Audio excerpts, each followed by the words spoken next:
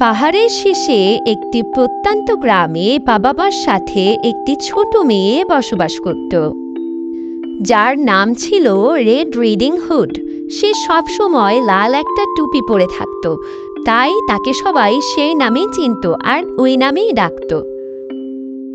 একদিন red reading হুডের মা বাসায় কিছু খাবার তৈরি করে, আর রেড রিডিং হুডকে বলে, জঙ্গলের শেষে তোমার দাদিমা থাকে, এই খাবারগুলো তুমি তোমার দাদিমার কাছে পৌঁছে দিতে পারবে?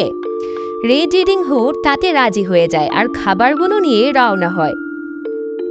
তবে যাওয়ার আগে তার মা তাকে একটি নিষেধাজ্ঞা দেয়। সেটা ছিল, জঙ্গলে যে কেউ তোমাকে ডাকুক না কেন, তুমি তার কোনো কথা শুনবে না, কেউ কিছু দিলে খাবেও না। রেড রিডিং হুড তাতে মাথা নাড়ায় আর বলে, ঠিক আছে মা, তুমি যা বলবে আমি তাই শুনবো, আমি যাচ্ছি, বিদায়। এই বলে রেড রিডিং হুড সেখান থেকে রওনা হয় দাদির বাসার উদ্দেশ্যে।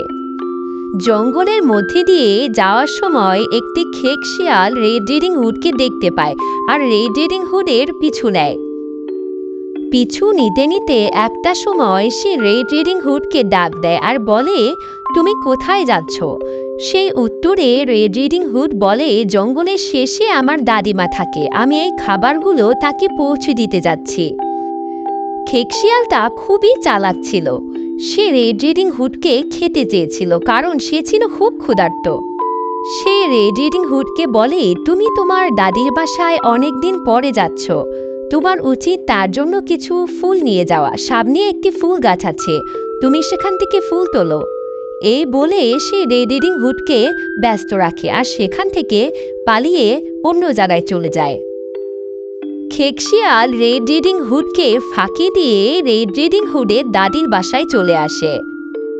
সে দরজায় কড়া নাড়ে আর তখনই দাদিমা বলে, কে এসেছে বাহিরে? তখনই সে খেক শিয়াল রেড রিডিং হুডের কণ্ঠ নকল করে বলে, আমি দাদিমা।